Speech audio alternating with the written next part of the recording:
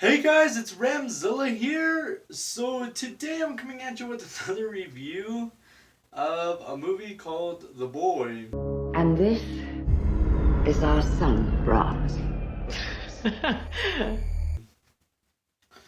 Now, if you don't know what The Boy is a movie about this babysitter who gets hired by this old couple to take care of a doll that looks like a boy, which is their son.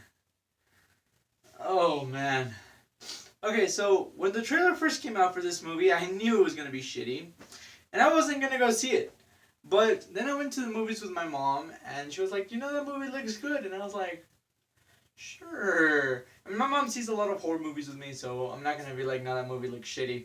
So, anyways, um, my grandma wanted to go to the movies, and so my mom, my grandma, and me went to go see this horrible, shitty movie. Now, I went in with the lowest expectations possible. I mean, really low. I was not expecting much. And I was right. This movie is a waste of time and money. Honestly, do not go see this movie. Because when I saw Chris Stuckman's review about it, he said that the end of the movie makes the rest of the movie doesn't make sense, like at all. And he's right. The ending of the movie, it just, what the fuck? And I'll get into that later. But for now, oh man. Okay, so this movie uses cheap jump scares. It uses two dream sequences to, try to scare you and whatnot. And the reason the end of the movie doesn't make sense is because the entire movie you're led to believe that the fucking doll is alive, like some Annabelle type of shit. But what you get at the end of the movie is something totally different that just kind of crosses out the entire of the movie. And, something the parents could have done could have avoided this entire fucking movie. So anyways, it's not that the acting is terrible or, it's just that you watch it and you're kind of like, what the fuck, this movie sucks. I mean, it's not my number one shittiest movie I've ever seen. High Tension is still my top number one. I'm not gonna get into that movie right now, but back to The Boy. So, throughout the movie, like, it was kind of funny because I was just sitting there and then jump scaring, and I was like, oh, my mom was like, she actually spilled her drink. That shit was hilarious. But anyways, I'm gonna get into the ending now.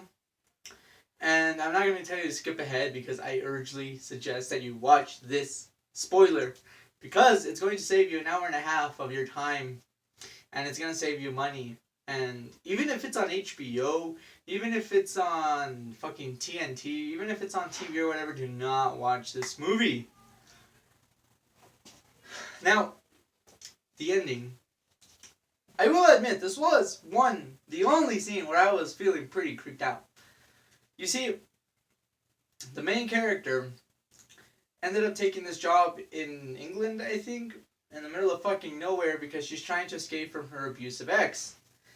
And at the end of the movie, throughout the movie, she doesn't believe that the doll really is, but then she does believe that the doll really is alive. So she starts treating it like it's alive, and out of nowhere, her ex manages to visit her because her best friend or her sister's boyfriend or whatever told her ex where she was. So he finds her and he's just playing pool. Like, I thought this part was kind of a trip because he breaks in the house and then he just starts playing pool waiting for her. Like, he didn't even have the decency to knock or whatnot. But anyways, after that happens, the babysitter has this one guy that delivers her food and pays her and whatnot because the old people, they left on a trip, as you can see in the trailer. Be good to him and he'll be good to you. So they left on a trip, and even before they left on the trip, the old people were up to something, and they are up to something. They end up killing themselves, but they write a letter, the wife or whatever writes a letter, and the girl doesn't read it. But anyways, what happens is that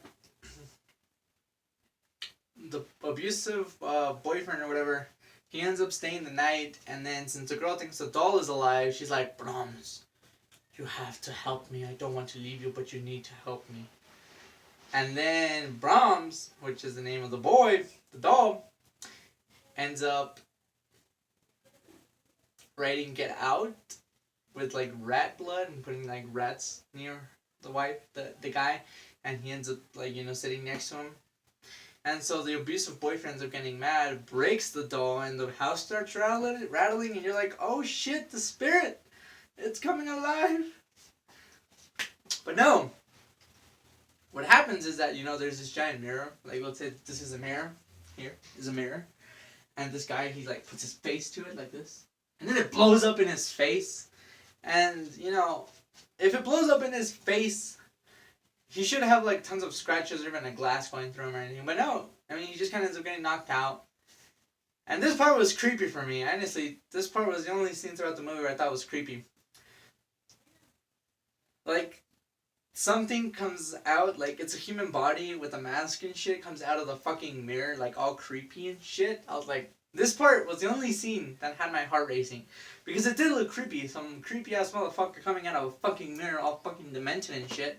So that was the only scene that actually got to me. But the entire movie, you're led to believe that, you know, the reason why the old people got the fucking doll is because their house burned down, and the only one that didn't make it out alive was Brahms, so he's dead. So you're led to believe that the little boy is dead, and that's why he's possessing the doll or something. But what really happened is that he didn't die. His face just ended up being really disconfigured.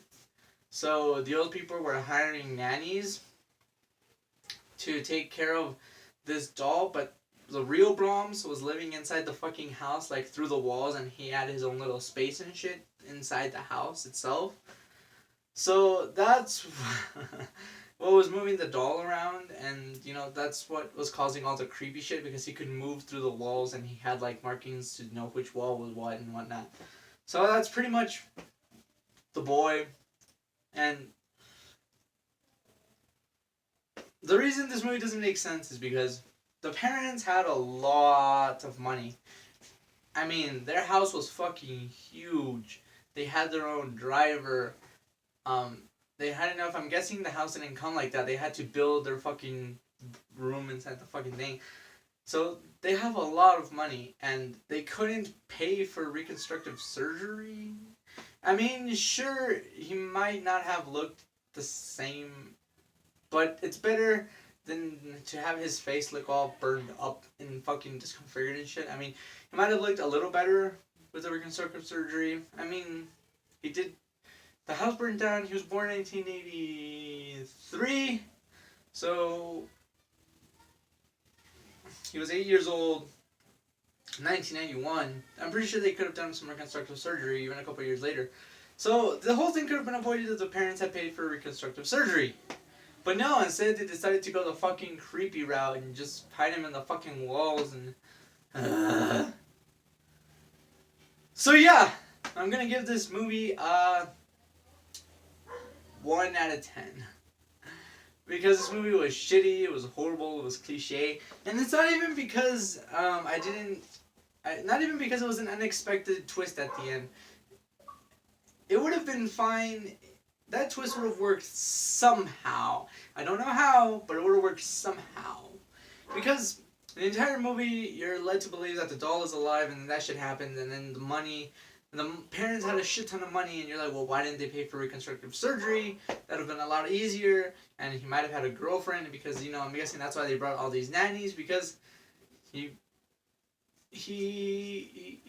would have never found a woman that would love him, like, if they saw his actual face. So yeah, that's why they hired all those nannies and they died. Oh, and then the ending, after the fucking doll made of porcelain, I think, was completely obliterated, at the end he ended up putting it back together somehow. God. So that was my problem with this movie. It was cliche. The ending didn't make sense. Actually, now that I think about it, the only way this could have made sense is if the parents weren't as rich as they are, then you can be like, okay, well, I guess that makes sense. You know, they don't have money for reconstructive surgery and whatnot. But they had a shit ton of money, so. But anyways, that was my review on The Boy. I hope you enjoyed it. Be sure to subscribe to my channel for more reviews. Give it a thumbs up. And be looking forward to more anime music videos and live stories. And once again, this is Ramzilla signing off. Music gives him so much joy. Brahms is not like other children. It is very important that you follow these rules. He's alive.